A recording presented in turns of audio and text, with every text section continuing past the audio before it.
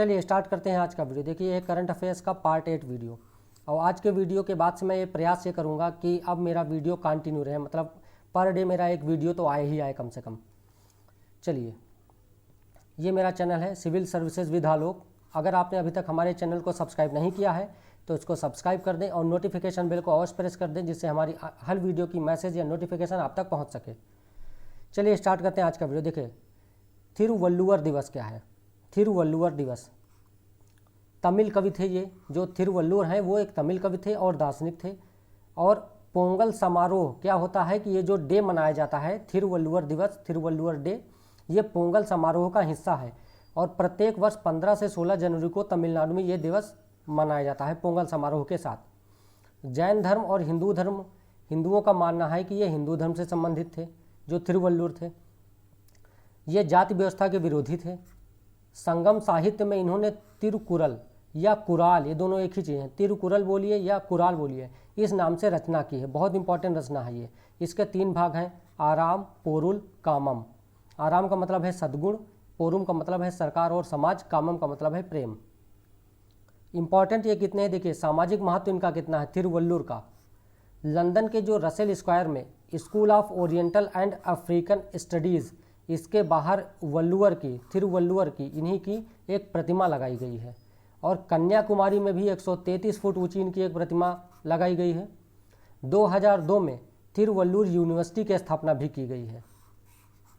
ठीक है, तो ये हो गया हमारा तिरुवल्लुवर। नागी नकटी पक्षी अभ्यारण्य इंपॉर्टेंट है। पक्षी अभ्यारण्य पूछा जाता है मैच कराने के लिए तो आ सकता है। तो ये कहाँ पे है? जमुई, बिहार में है। ये बिहार के जमुई में। हुआ क्या है अभी, ये क्यों सुर्खियों में आया है? तो अभी राज्य स्तरीय बिहार का जो स्टेट लेवल राज्य स्तरीय जो पक्षी उत्सव होता है उसे बोलते हैं कलरव। ये कलरव जो पक्षी उत्सव है ये 15 से 17 जनवरी के मध्य इसी पक्षी अभ्यारण्य में मनाया गया है। नागी नकटी बर्ड सेंचुरी में मनाया गया है। ठीक है, नागी बांध और नकटी बांध 2 अलग अलग अभ्यारण्य हैं यहाँ पे। बिहार के कुछ और इम्पॉर्टेंट देख लेते हैं अभ्यारण्य। तो गौतम बुद्ध पक्षी अभ्यारण्य ये कहाँ पे है? गया में है। कांवर झील पक्षी अभ्यारण्य कहाँ पे है? बेगूसराय में है। कुशेश्वर आस्थान पक्षी अभ्यारण्य कहाँ पे है? दरभंगा में है।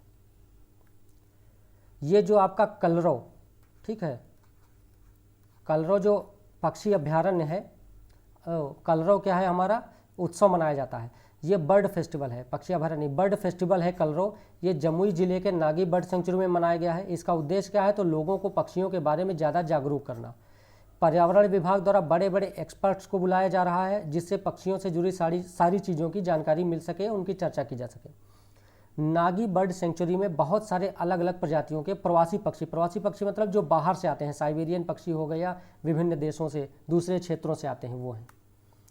यूएवी, अभी भारतीय सेना ने क्या किया है कि यूएवी की खरीद के लिए एक समझौता किया है। और किसके साथ किया है?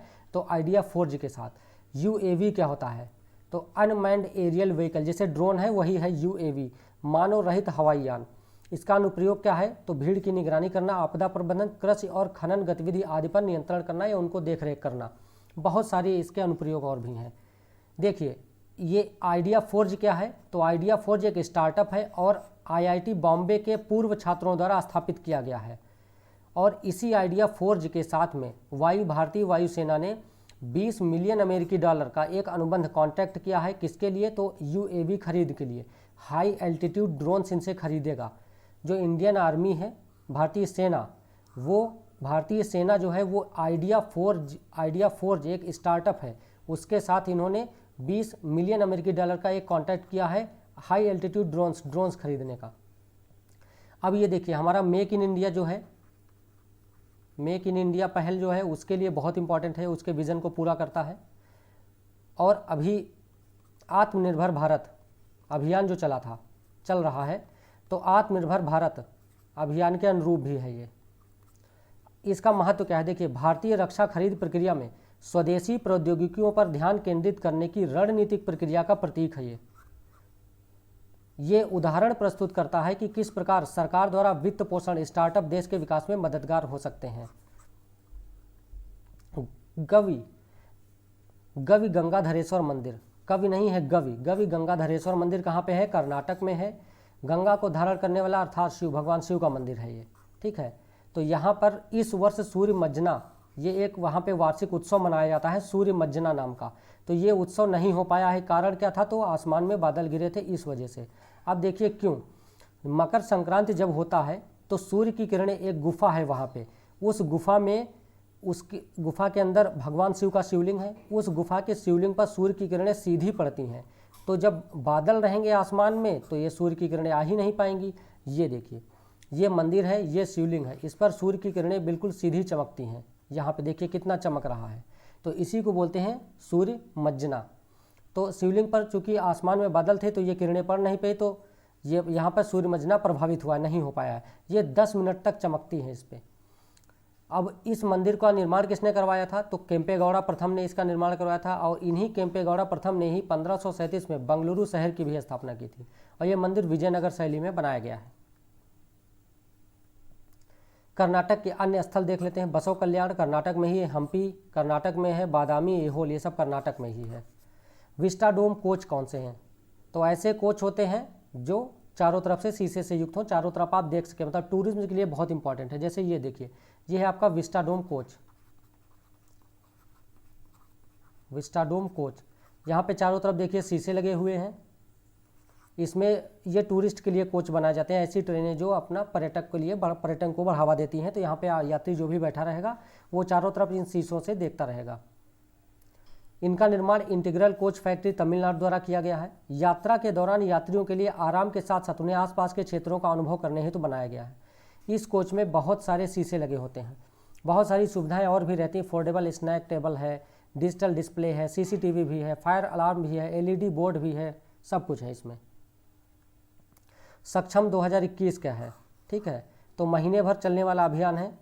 पेट्रोलियम संरक्षण अनुसंधान एसोसिएशन PCRA के द्वारा ये अभियान चलाया गया है। इसका उद्देश्य क्या है, तो उपभोक्ताओं को स्वच्छ ईंधन की ओर प्रेरित करना। जिस हिसाब से पेट्रोल डीजल महंगा होता जा रहा है, स्वच्छ ईंधन की ओर मजबूरी है, जाना ही पड़ेगा।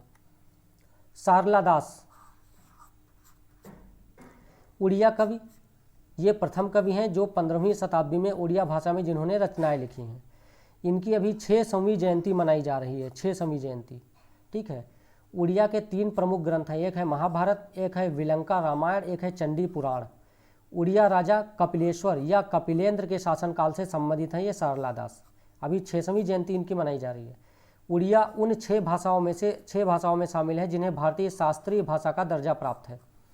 मतलब ये एक शास्त्रीय भाषा है और अनुसूची 8 में भी शामिल है, संविधान की अनुसूची 8 में शामिल है।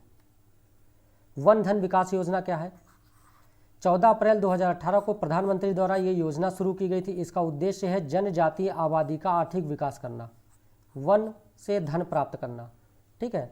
शुरुआत क्यों की गई, तो देखिए ये लोग हैं जो आपका जो जनजातीय वर्ग हैं हमारे, वो अक्सर वनों में उगाई जाने वाली उत्पादों का उचित मूल्य हासिल नहीं कर पाते, क्योंकि उनको पता ही नहीं रहता है, क्योंकि वो शिक्षित तो होते नहीं है, तो उनको जानकारी ही नहीं रहती कि कौन सा उत्पाद इम्पॉर्टेंट है, कौन सी औषधि है, या कौन सा उत्पाद देश में मतलब महंगा हो सकता है, किसकी कितनी ज़रूरत है। चूँकि उनको जानकारी नहीं होती, तो वो लोग इतने शिक्षित नहीं हैं, तो जानकारी नहीं है, तो उनका मूल्य नहीं पाते, उनको कलेक्ट नहीं कर पाते। ऐसे में वनों में उपजाई जाने वाली सभी चीज़ों का ठीक से इस्तेमाल नहीं हो पाता और इनकी आर्थिक स्थिति नहीं सुधरती है।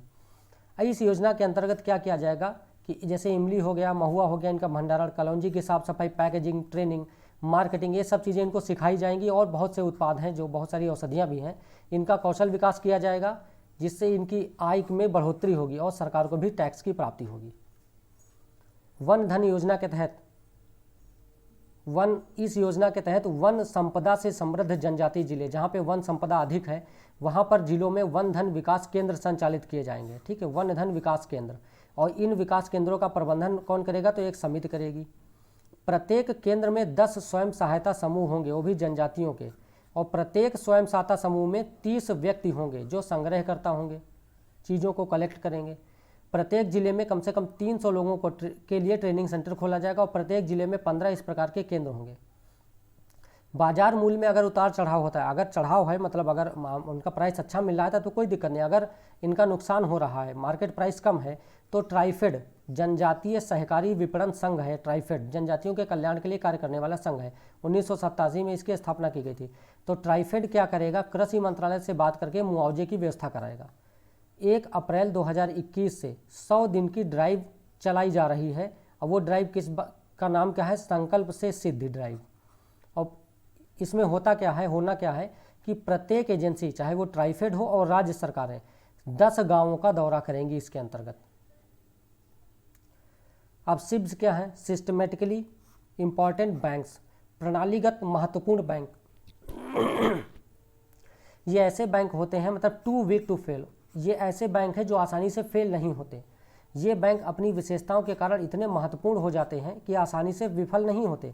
जैसे SBI हो गया, ICICI हो गया, HDFC, ये सब बैंक इतने महत्वपूर्ण हैं, इतनी अच्छे हैं कि ये जल्दी विफल नहीं होंगे। तो इन्हीं प्रकार के बैंकों को सिस्टमेटिकली इंपॉर्टेंट बैंक या प्रणालीगत महत्वपूर्ण बैंक का दर्जा दिया जाता है।